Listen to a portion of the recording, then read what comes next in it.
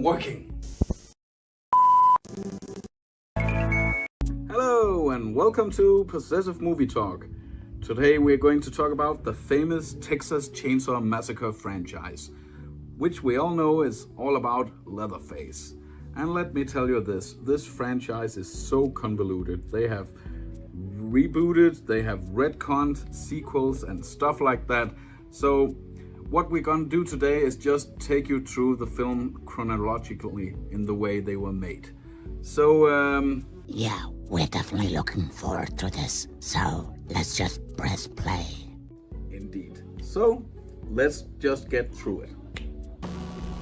The original, the Texas Chainsaw Massacre, is a 1974 American independent horror film. Produced, co-produced, and directed by Toby Hooper, who co-wrote it with Kim Henkel. The film stars Marilyn Burns, Paul A. Bardane, Edwin Neal, Jim Cito, and Gunnar Hansen. In the early hours of August 18, 1973, a grave robber steals several remains from a cemetery near Newt, Murtaugh County, Texas. The robber ties a rotting corpse and other body parts onto a monument, creating a grisly display which is discovered by a local resident as the sun rises. Driving in a van, 5 young people take a road trip through the area. Sally Hardesty, Jerry, Pam, Kirk and Sally's handicapped brother Franklin. They stop at the cemetery to check on the grave of Sally and Franklin's grandfather, which appears undisturbed. As the group drives by a slaughterhouse, Franklin recounts the Hardesty family history with animal slaughter. They pick up a hitchhiker who says that his own family also has experience with animal slaughter. When the group refuse to pay the hitchhiker for a photograph, he attacks Franklin and smears a bloody symbol on the van as he is ejected. Low on gas, the van stops at a station house whose proprietor says that no fuel is available. The group explore a nearby abandoned house owned by the Hardesty family. Kirk and Pam leave the others behind, planning to go swimming. They discover another nearby house, running gas-powered generators, hoping to barter for gas. Kirk enters the house. And from here on, it gets really scary. Gunnar Hansen, who was the original Leatherface, is so menacing and so scary as Leatherface. You just know that you're fucked when this guy shows up. And if that wasn't enough, there's an entire family of lunatics. And they live in a world that's both disturbing and wild. Something you just don't want to be a part of. Texas Chainsaw, the original. It's such a classic. It's a great film. It has this grainy, almost documentary-style look that makes the film even scarier. The sound design is eerie but inventive. The entire atmosphere of the movie is so inventive and scary. Yeah, it's a movie I always fondly revisit. A cinematic masterpiece. The Texas Chainsaw Massacre 2 is a 1986 American black comedy slasher film, co-composed and directed by Toby Hooper and written by L.M. Kit Carson. The film stars Dennis Hopper, Caroline Williams, Bill Johnson, Bill Moseley, and Jim Cito. And how did Toby Hooper make a sequel to the original? Well, quite well actually. It's very different, but not in a bad way. 2 high school seniors, Buzz and Rick, race along a desolate stretch of Texas highway, en route to the Texas OU football game at the Dallas Cotton Bowl, and they harass a pickup truck along the way. Heavily intoxicated, they use their car phone to call and harass an on-air radio DJ Vanita Stretch Brook. Unable to convince them to hang up, Stretch is forced to keep the line open. As the two passes the same pickup truck, Leatherface emerges from the back of the truck and rips up the roof with his chainsaw. Rick tries shooting Leatherface with his revolver, but Leatherface kills Buzz. The car crashes, killing Rick. And that's just the opening, folks.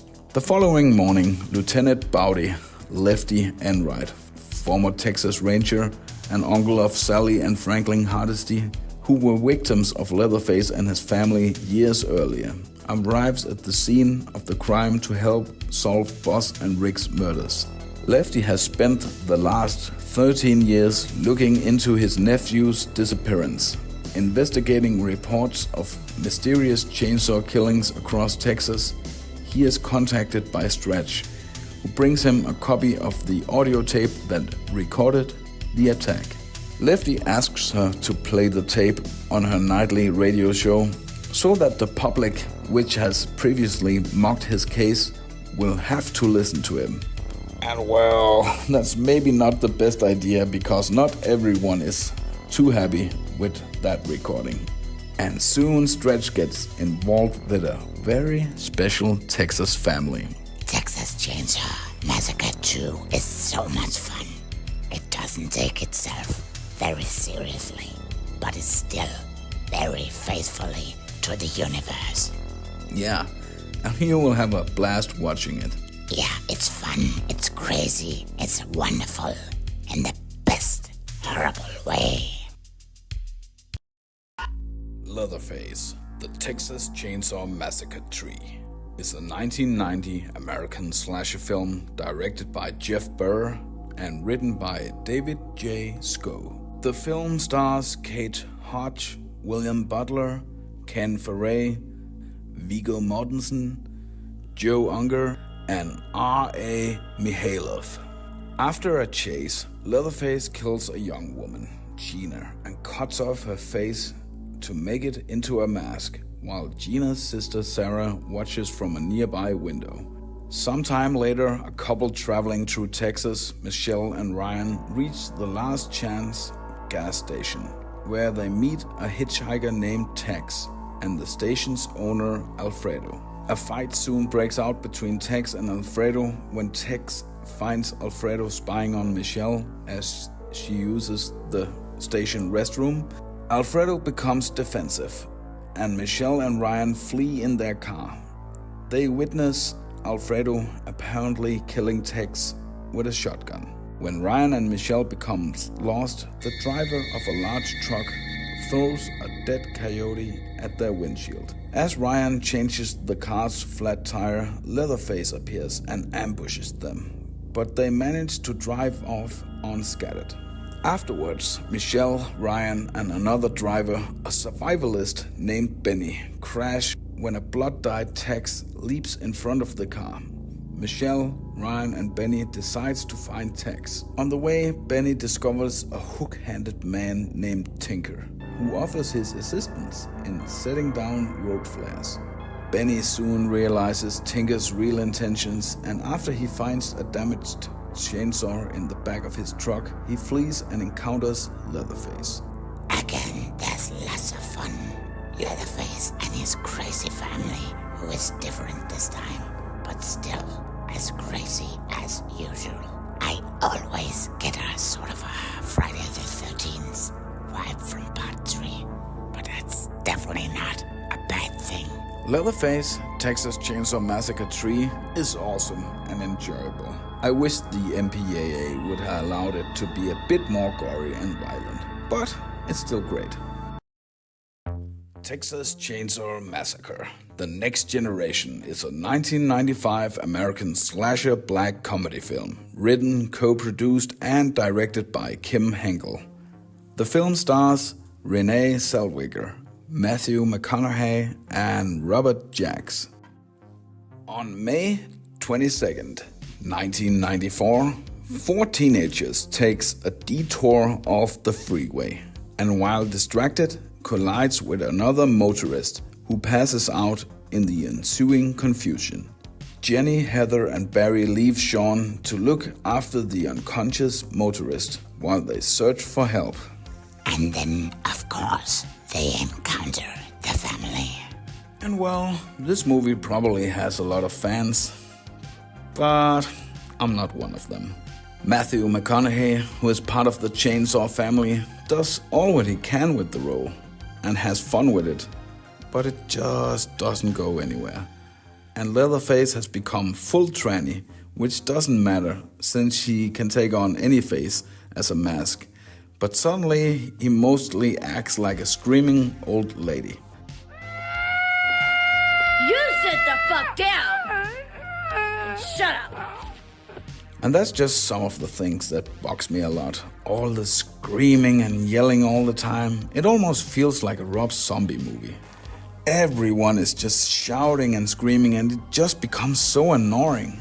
The film doesn't really go anywhere and it just wants to show you the dysfunctional world, and it becomes boring and tiresome. It has some moments here and there, but I just don't find it very rewatchable. Although McConaughey and his girlfriend Darla has some great moments, it's unfortunately not enough to save this train wreck of a movie. The Texas Chainsaw Massacre remake. It's a 2003 American slasher film directed by Marcus Nispel in his feature film directional debut.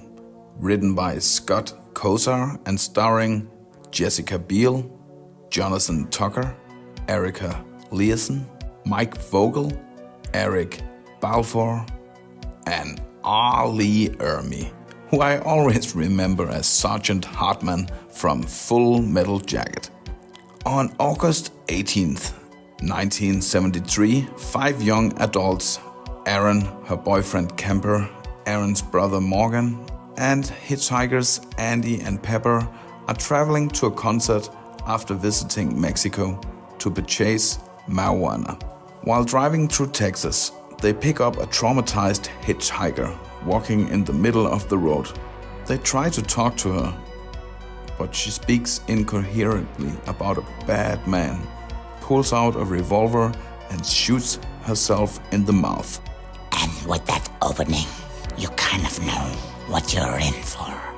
The group goes to a nearby gas station to contact the police, where a woman, Luda May, tells them to meet Sheriff Hoyt at the mill. Instead, they find Jedediah, a young boy who says Hoyt is at home getting drunk. Aaron and Kemper go through the woods to find his house, leaving Morgan, Andy, and Pepper at the mill with Jedediah. They come across a plantation house, and Aaron is allowed inside by Monty, an amputee, to call for help. Kemper goes inside to look for Aaron, and guess who shows up? Leatherface. Leatherface is this time played by Andrew Brinowski, who I remember as Zangief in Street Fighter, the movie. And man, he does a great and menacing job. Really brings the character to life. Yeah, I couldn't agree more, Necromia. And R. Lee Ermey as Sheriff Hoyt, man, he is one deeply disturbed motherfucker. He's such a great actor, and he has a lot of fun with the character. This movie looks fantastic in every way. Its cinematography is beautiful, and everyone gives great performances. To me, it's perfect all around. And I must say that this is my favorite Texas Chainsaw movie, since it plays so well on suspense, fear, and there's really no weak links. Leatherface is really menacing in the best way, and the film is allowed to be gory, and the Texas family is so well flushed out. Simply the best of the Texas Chainsaw movies, and it hasn't been outdone yet. The Texas Chainsaw Massacre: The Beginning is a 2006 American slasher film and a prequel to the 2003 film. It was written by Sheldon Turner from A Story by Turner and David J. Sko, directed by Jonathan Liebesman, and co-produced by Kim Henkel and Toby Hooper, co-creators of the original 1974 film.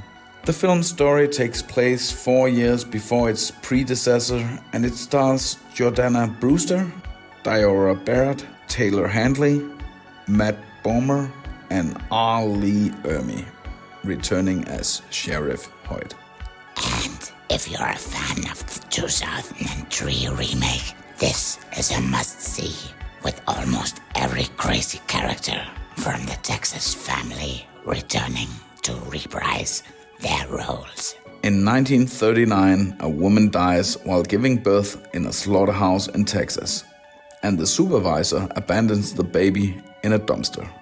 When young Luda Mae Hewitt finds the child, she takes him back to the Hewitt residence and names him Thomas and raises him as her own son. 30 years later, Thomas works in the slaughterhouse under the same supervisor who left him in the dumpster. When the plant is shut down by the health department, he refuses to leave until the supervisor makes him. Thomas kills the supervisor with a hammer and finds a chainsaw, which he takes with him. When Sheriff Hoyt attempts to arrest him, Luda Mae's son Charlie Hewitt kills Hoyt and assumes his identity. Meanwhile, brothers Eric and Dean are driving across the country with their girlfriends, Chrissy and Bailey, to enlist in the Vietnam War. At a diner, they run into a biker gang, one of them who follows them on her motorcycle. She draws a shotgun and orders the group to pull over. In the ensuing chaos, the car crashes and Chrissy is thrown into a field. When Hoyt arrives, he kills the biker and makes them put her body in the car. He then calls for Uncle Morty to help the Jeep which Chrissy is hiding in. The beginning is without a doubt the goriest and most violent chainsaw movie ever. It's not quite as good as the 2003 version, but it's still very decent. And it's fun to see Ali Ermey returning as Sheriff Hoyt. And Andrew Budinowski returning as Leatherface, and he's just still so menacing and awesome. The film is a great companion to the first one, and all in all, it's on the top of one of the better chainsaw movies. Texas Chainsaw 3D is a 2013 American slasher film directed by John Lusenhub, with a screenplay by Adam Marcus, Deborah Sullivan, and Kirsten Elms. It serves as a direct sequel to the 1974 film The Texas Chainsaw Massacre. The film stars Alexandra Daddario, Dan Yeager, Tremaine Troy Song's Neverson, Tanya Raymond, Tom Barry, Paul Ray, Bill Mosley, and Gunnar Hansen in a special appearance as Buzz Sawyer. In 1973, the people of Newt, Texas, led by Bert Hartman, arrive and burn down the farmhouse of the murderous Sawyer clan. In an act of vigilante justice, the arsonists are proclaimed heroes of the community, and the entire Sawyer family is killed. However, an infant with a burn mark on her chest is found by one of the townsmen, Gavin Miller, who promptly murders her mother, Loretta Sawyer. Gavin and his wife take the child into their care and raise her as their own daughter. In 2012, a young woman named Heather discovers that she is adopted after receiving a letter informing her that her grandmother, Verna Carson, has passed away. Heather, her boyfriend Ryan, her best friend Nikki, and Nikki's boyfriend Kenny travel to her grandmother's home to collect her inheritance. Along the way, the group picks up a hitchhiker named Dell. Heather is given a letter from Verna's lawyer, Farmworth, that she neglects to read. As the group explores the house, they decide to stay the night. Heather and her friends leave to buy food and supplies, leaving Dell behind to look after the house. Dell begins stealing valuables. He unlocks the door to the basement and frees Leatherface, and is killed by Leatherface, of course. Texas Chainsaw 3D is quite entertaining, although there are some goofs. Since the opening takes place in 1973 and the rest takes place in 2012, that would mean that Heather is 39.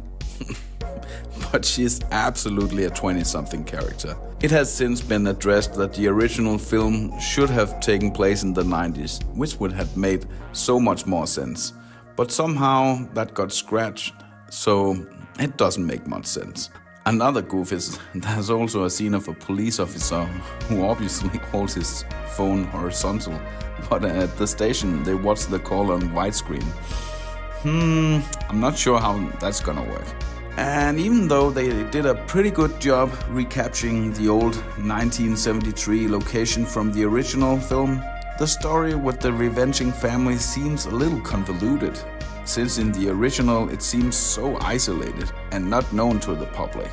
And all of a sudden the Chainsaw family is much bigger and is showcasted much more sympathetic, actually. With that being said, the film looks beautiful, the 3D is really great with the chainsaw popping out of the screen here and there. Let's not forget, the girls are beautiful. Yeah, and Scott Eastwood, the most powerful son in the world. Do you feel lucky, punk? Oh yes, we do. He's awesome in the movie. Texas Chainsaw is pretty entertaining and fun. Maybe not perfect, but pretty decent and entertaining. Leatherface is a 2017 American horror film directed by Julian Maury and Alexandre Bustillo, written by Seth M. Sherwood and starring Stephen Dorff, Vanessa Grace, Sam Strike, and Lily Taylor. In 1955, couple Betty Hartman and Ted Hardesty are driving down a country road when they come across a seemingly wounded child, Jedediah Sawyer. In an attempt to help him, Betty follows him to a dilapidated barn where she is promptly killed by his murderous and sadistic family. Her father, Sheriff Hartman, is called to the crime scene where he is shocked to find his daughter deceased. Despite the efforts of matriarch Werner Sawyer, Hartman responds by taking Jedediah into custody as retribution against the Sawyers, sending him to a mental institution known as the Gorman House Youth Reformatory. 10 years later, at the Gorman House, where inmates are renamed to avoid their dangerous families, nurse Elizabeth White forms a bond with a boy named Jackson. Werner later shows up to the institution with an injunction to allow family visitation, only to be rejected by the director of the facility, Dr. Lang. On the way out, she violates security, causing an escape riot in which many of the nurses and patients are killed. Elizabeth is saved by Jackson, who gets her outside with fellow inmate Bud, where they are taken hostage by crazed escapees Ike and Clarice. Leatherface is a prequel to the Texas Chainsaw Massacre from 1974. However, for me it's more of a reimagining kind of a remake, where they go in another direction with the Leatherface character and gives you a background.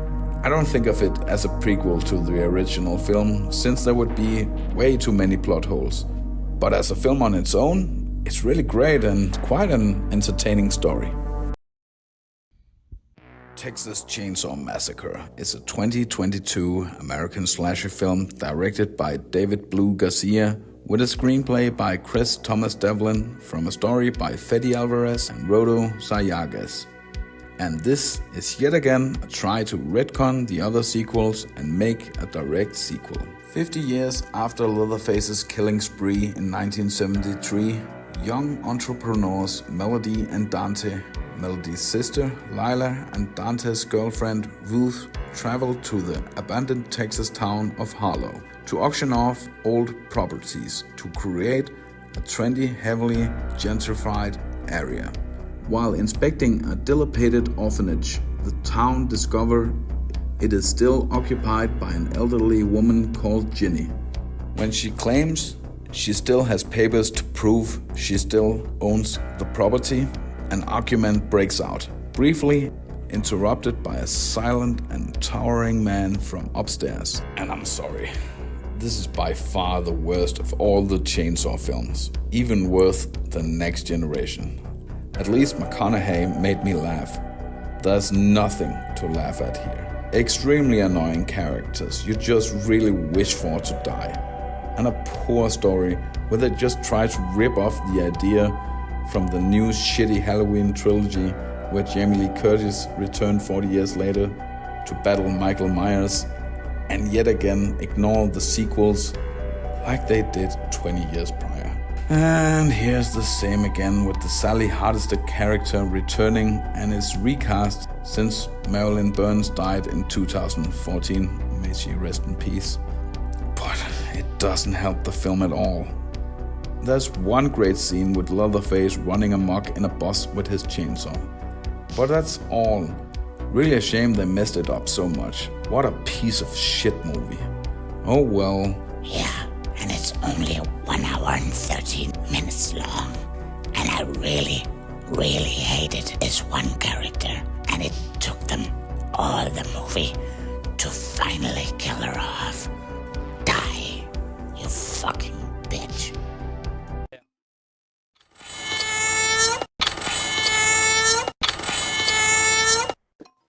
Small bonus info. They actually made an unreleased Texas Chainsaw movie with Chop Top.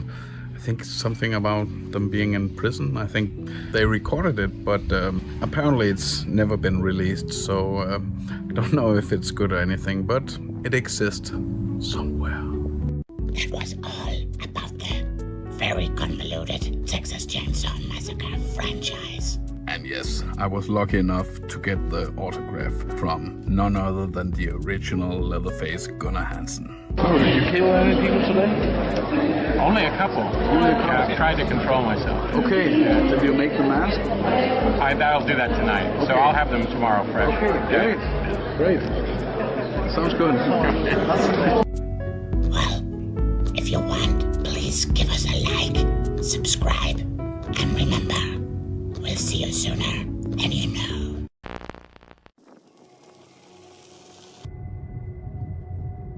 Where the hell are we? I have no idea, Necromia.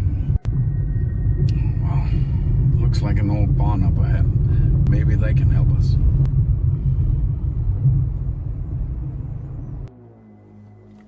You go ask for directions. I'll wait right here. Thank you very much, Necromia. You're most welcome.